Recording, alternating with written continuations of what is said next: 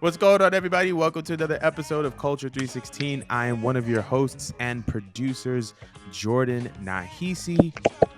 Joined by the nappiest Mo. What is up, people? The nappiest is crazy, but thank you guys so much. Thank you guys so much for coming back. Also, thank y'all for joining our 316 space for Crown Jewel. We had a lot of fun per usual. Justice for hash browns. We're not going to get super deep into that topic, but if you know, you know. Podcast But Browns. on to show announcements. If you are watching on YouTube, be sure to comment, like, and subscribe to our page. If you are listening via Apple Podcasts or Spotify Podcasts or anywhere where podcasts can be streamed, be sure to give our show 5 stars. It is how we get, up in the rankings and how the show becomes bigger and better than ever. So be sure to give us that 5 stars, like, comment, subscribe. But we're gonna get right into it because first things first, this past Saturday was WWE's annual Saudi show, Crown Jewel, and a lot was happening and a lot was going on.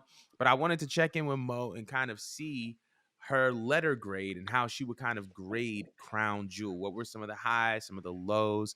I just kind of wanted to know what your perspective was on the show, Crown Jewel.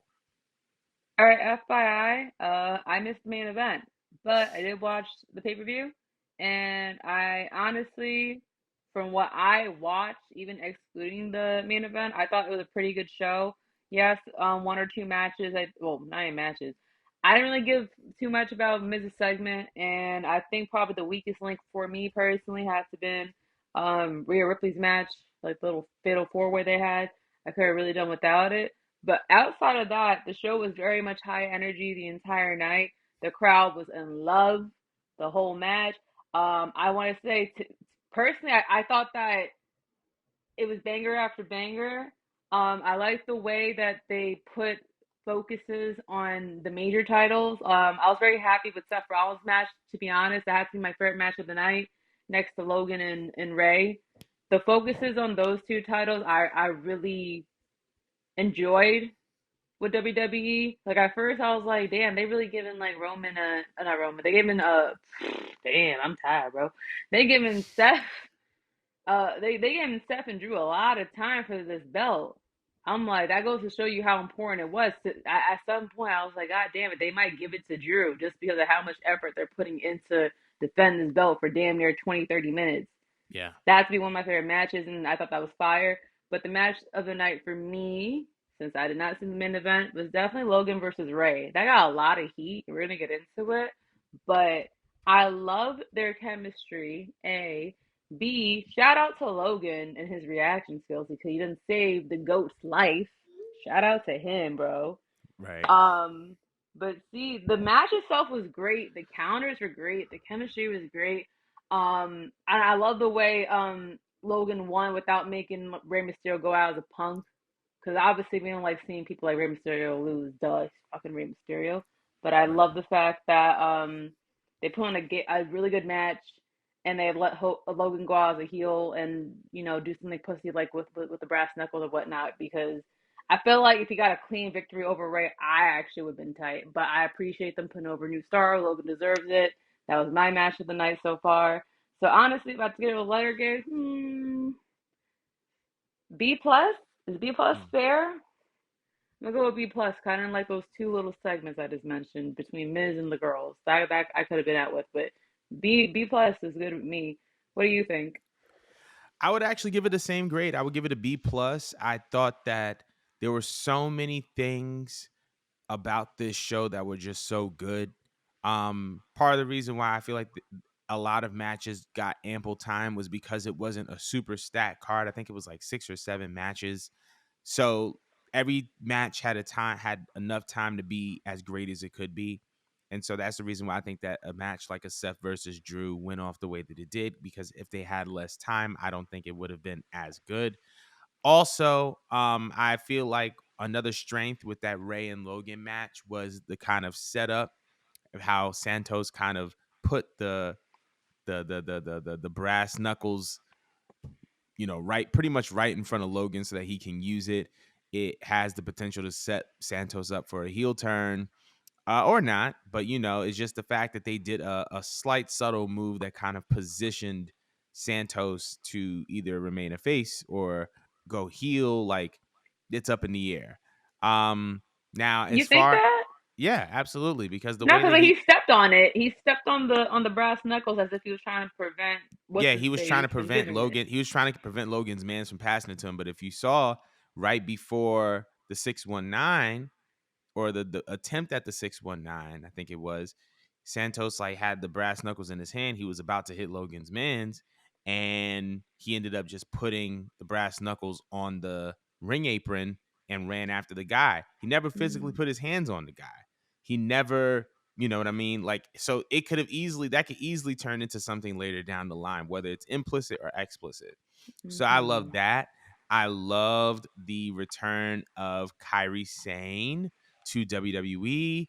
Um, and this is kind of a form of long-term storytelling, right? Because Bailey was one of the people that was responsible for Kyrie kind of leaving, and to see kind of Kyrie come back in a way where she was helping a former partner in Io Sky, to kind of continue to drive this tension between Io and Bailey, because Bailey is always offering her up for opportunities and kind of speaking on her behalf when she didn't ask to. I think it was a genius move, because now I'm curious to see what's going to happen next. Is there going to be, are we going to see a new Damage Control where it's going to be Oscar, well, not Oscar, where it's going to be Io, Kyrie, and Dakota Kai? Like, what's next? These are the things that have me kind of wondering. And then, of course, the Roman Reigns LA Knight main event was such a great main event, because it was one of those things that even though LA Knight lost, you can tell that this is not going to slow his momentum, and it's only going to kind of further accentuate what he's doing currently. So I think that the overall crown jewel was a B plus. But I want to know how everybody else thinks. Let us know in the comments below. How do you feel the crown jewel went? What letter grade would you give it? But we're going to be moving on to the next topic. So, uh in light of that, right, we are now on the road to the last big four pay-per-view of the year, which is Survivor Series, which is chock full of rumors and drama and speculation. But the one thing that we have for sure is that we have three matches that are set on the Survivor Series card. So first things first, we have the Women's World Championship is going to be on the line between Rhea Ripley versus Zoe Stark. The Intercontinental title is going to be on the line with Gunter versus The Miz. And we have our men's War Games team set. We have the Judgment Day versus Seth Rollins, Sami Zayn, Cody Rhodes, and Jey Uso. So I want to know, how do you feel about this these matches? How do you feel about the Judgment Day being in the War Games match, along with everything else? I'm sorry. Why is Zoe Stark still getting a push?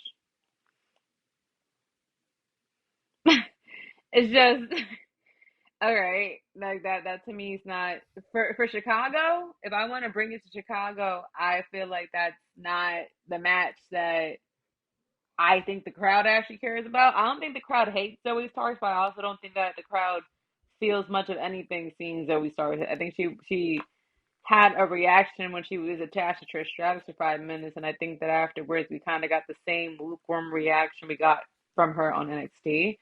So I'm a little bit like surprised that that's just who they went with for Rhea, but I know that they mixed it up in that fatal four way, so there's tension. So do I care for it? No. Then you mentioned Miz versus who now? Gunter for the Intercontinental title. I mean, that's an easy W for Gunther. I mean, I never really complain too much when I see a Miz match because, um, I mean, Miz, he's not the best wrestler on the planet, but I mean, he'll make you look good, and he'll definitely build a storyline towards that to make it interesting enough. I mean, that's good for padding Gunther's resume. But I do like the team that you just mentioned for War Games. They're having their own War Games Yeah. essentially, right? I do that to me. I feel like it's probably going to be the most exciting thing, and I'm still anticipating Punk is going to wiggle his way into there. And if Punk does wiggle his way into there, do you think we would ever finally get the infamous angle that people are talking about with like CM Punk versus Cody down the line? Do you think they would try to work out an individual storyline? I think that Punk and Cody is definitely a possibility, but before I'm visiting Punk and Cody, I'm visiting Punk and Seth. I think that Mm. Seth has made it very, very clear on his stance of CM Punk. And I'm pretty sure that if CM Punk were to come to the company, those are two guys that are going to do business. They're going to talk about it, whatever the issue they have, they're going to resolve. So I don't think that it's going to be like anything that happened in AEW, but um, I think that that is a feud that they should definitely visit first if they're gonna have some type of feud to kind of kick off CM Punk's kind of return to WWE.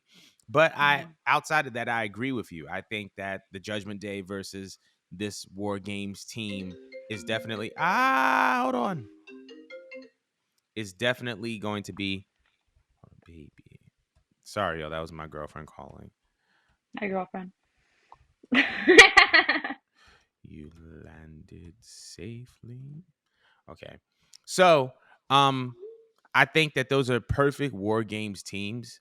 And I feel like even outside of the CM Punk potential return, there's still a form of drama that's kind of looming. Um, because once again, Damian Priest still has that Money in the Bank contract. Seth Rollins is the world champion. He's going to be in that match.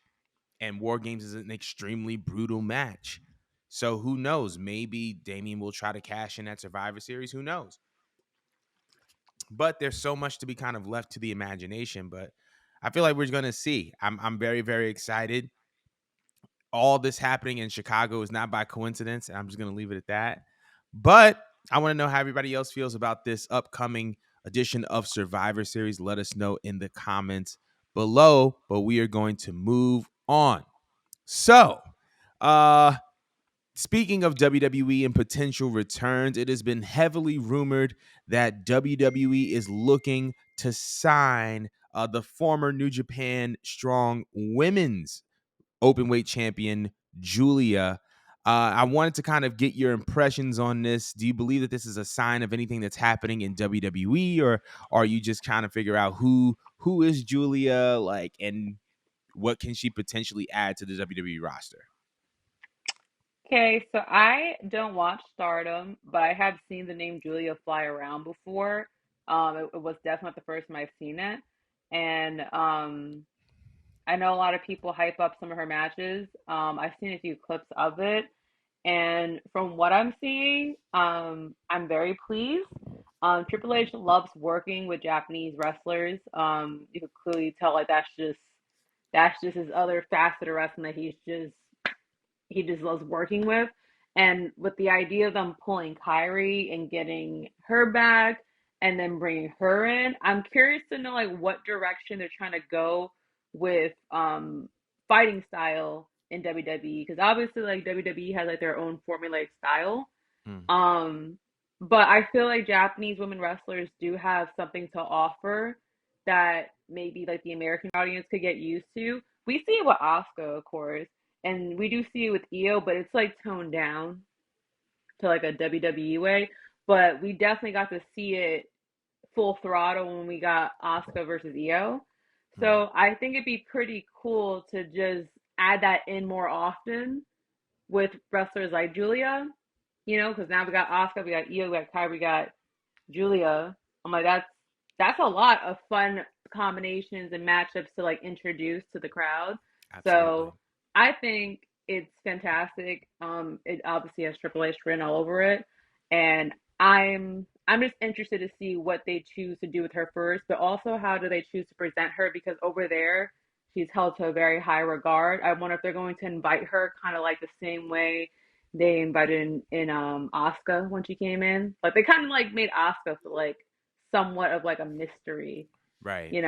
and like we as she like slowly unraveled before our eyes in NXT, we just saw her as like this threat that can't be fucked with, Mm. So I wonder, are we going to get like a second introduction on what we got with Asuka?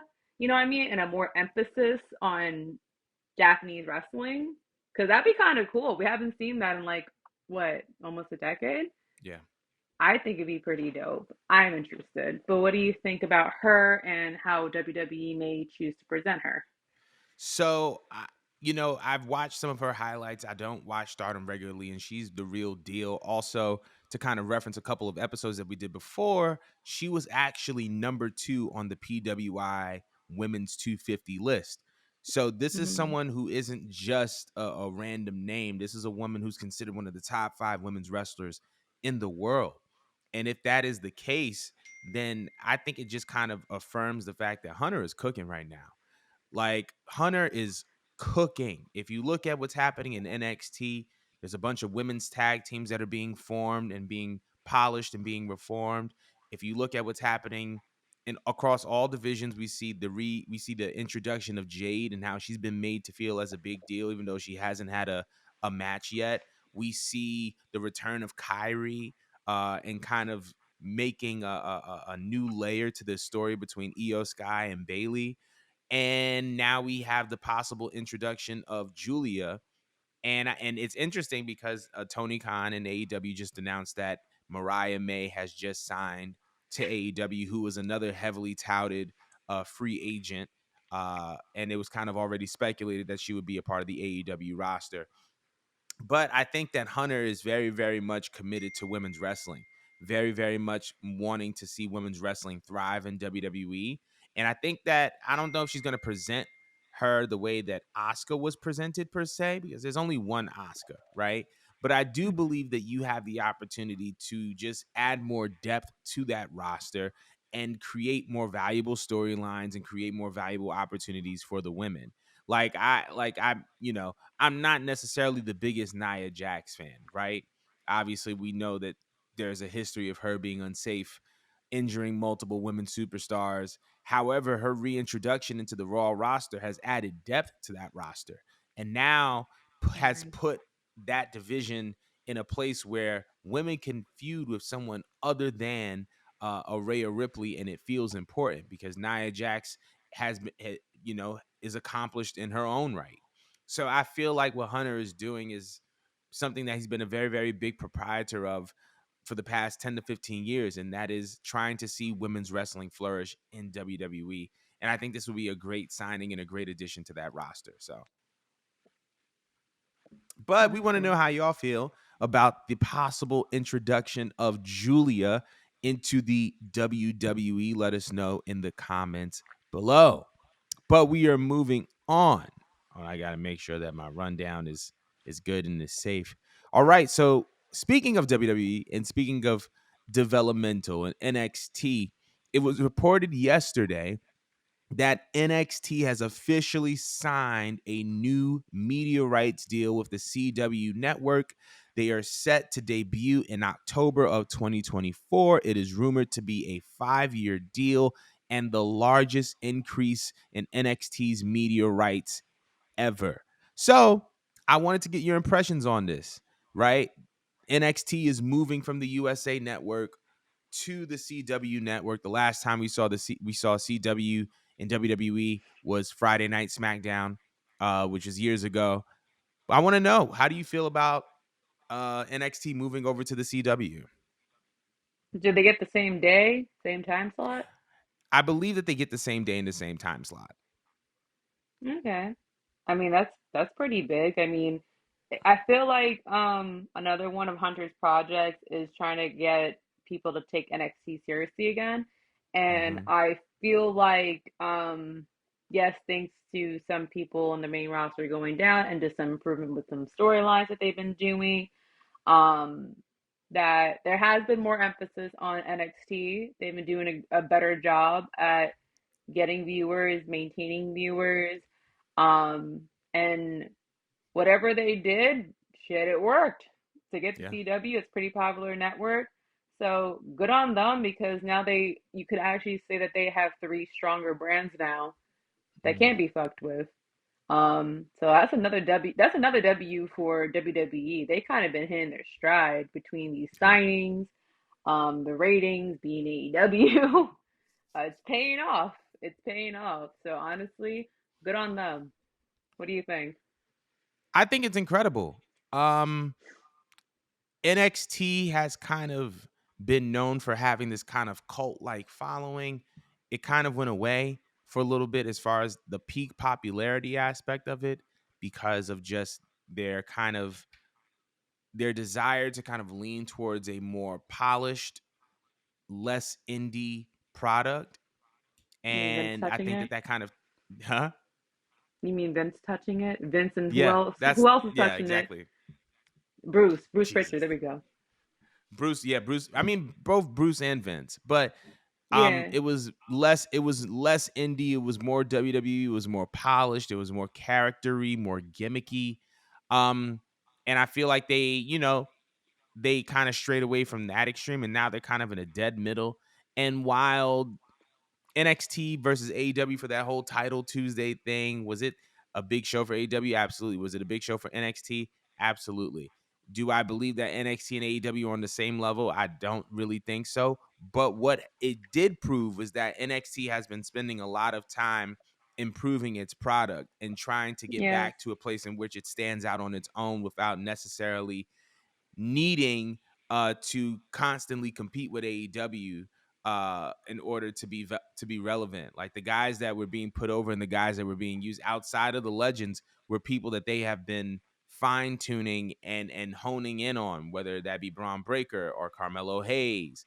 Like these are guys that they've been investing in over the past 2 years and investing in their stories, and they just added, a Paul Heyman there and a John Cena there to kind of add some good touches onto what was already happening. But I think that everything that they've been through the past 2 years has kind of led them back to this moment, right? I think the last time when they were talking about media rights deals, USA was giving NXT, I think allegedly like about 1 million per show, which is whatever. But if it is the largest increase, I can only imagine how much that deal is and how much that means to WWE. Um, so I'm very, very eager to kind of see what product they put on the air, but it should be very, very interesting. And I think that NXT is in a great place, and I'm super, super happy for them. But we want to know how y'all feel about WWE hitting the CW network by way of NXT in October 2024. Let us know in the comments how you feel. And last but not least, we have a pretty this is a hilarious topic because in a recent SEC filing, it has been reported that Vince McMahon has been listed as a part of the board for TKO, but he has been listed as a risk factor. Here is the following statement in regards to Vince McMahon. Mr. McMahon's membership on our board could expose us to negative publicity and or have other adverse financial and operational impacts on our business. His membership also may result in additional scrutiny or otherwise exacerbate the other risks described herein. Any of these outcomes could directly or indirectly have adverse financial and operational impacts on our business. It's a pretty heavy statement if this is coming from TKO in regards to Vince McMahon. I kind of wanted to know how you feel about this statement. Is Vince a risk? Is he a risk factor? And if so, why do you think that TKO wanted to buy WWE from him? well, okay. Well, he didn't miss on a damn thing regarding Vince. Because Vince has always been, he's always been someone that's sus. Put it that way. Like no one ever has looked at Vince McMahon as being a saint. He has done a lot of things even before what came out Right. that qualified him as being like a real life villain. Mm-hmm. But he's a great businessman at the end of the day. Um, his age is catching up to him, and so are the skeletons in his closet, and that's why he is where he's at. But you could excuse a lot of things, but still move through with business plans because business is business. But when you have something as hefty as what just released with Vince, like that's just something where if you associate with yourself with that, it is bad business. Yeah. That unless you try to detach that person away from the company. And by itself, Vince has done a phenomenal job with WWE. between and I'm not good with this type of like dialogue, but like between just the investments, the stock holding, working with this group, working with that group, signing contracts here and a lot of stuff. Like they built WWE up and acquired so much money with them that the company itself, in spite of being tainted by Vince's actions, is still like one of the biggest companies that comes to mind to this day. Like I'd be thinking like Disney and WWE when I think of just like companies that are just built from the ground up that are just like powerful and strong. Like you want to get next to that. You want to be around that. You want to have some form of just like a percentage of just like holding on like the stocks when it comes there because it's gonna make you look good. Just say that you even work with that or you engage with that. That being said, I think it's still smart to if you could just get him out the way, which I Yeah. think they've been trying to, and they've been somewhat successful getting Vince out the way. Of course, him being him, he's going to want to have some bit of control here and there, but you're slowly ushering him out the picture, and he knows he can't be as involved as he used to. Like, what's been done is done. Right. So, yeah, and honestly, and if he wasn't being ushered out the picture, he wouldn't be able to feel so bold enough to have made a statement like that because knowing Vince, he would probably find some way to axe or bully somebody for trying to speak badly on his name or sue, but he can't because his back is against the wall. He knows. He Right. knows. He can get away with it now. So yeah, I don't see anything wrong here. Shit. If I could do it, I would do too. But what do you think about it? So I think kind of piggyback over what you were saying to Vince McMahon is a genius. Vince McMahon is the man who made professional wrestling a global phenomenon. He took this thing that was popular in the States and he turned it into a worldwide brand. And he was able to polish wrestling so that it can be up there with a Disney or an NBA or an NFL as far as size, as far as creativity. The only thing that really rivals WWE is some of the top movies and TV shows ever. So to be able to be at the top of sports and entertainment for the better part of 40 years is a huge accomplishment.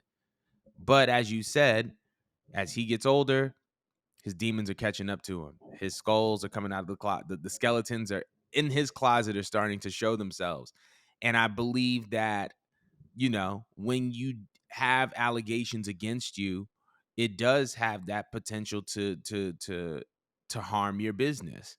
However, I think it's just very, very interesting that this is coming now, because before the TKO merger, Ari Emanuel said that he didn't want to buy WWE unless Vince McMahon was involved. And so it leads me to believe, were you just not aware of the allegations against him prior to this? Or did you just butter him up so that you can acquire the company so that when you acquire it and you assume majority ownership, you now can push Vince out? I believe it's the latter.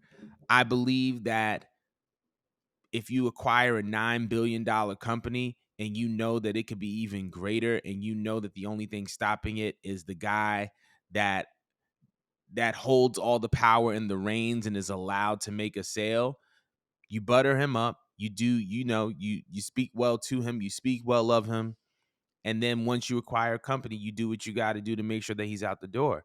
I mean, I think in Vince's contract, it said that he's still guaranteed a certain salary or a certain amount of money, regardless of if he is to be on WWE for the rest of his life or if he were to be fired unceremoniously. So, I mean, it's not really going to hurt Vince's pockets, but I do believe that they know a couple things. They know that Vince, at this stage in his career, may not be best for business for WWE, that Triple H is the guy that needs to take the creative reins, and that in order for this to run smoothly, Vince McMahon cannot be a part of WWE in any way, shape, or form. Keep going.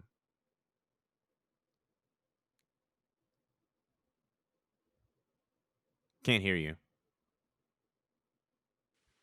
My bad. I was saying, do you think that Vince has accepted that, or do you think that he's just falling for it and this is his Um, karma? I think he's falling for it. I think he's honestly falling for it. I think he fell for it.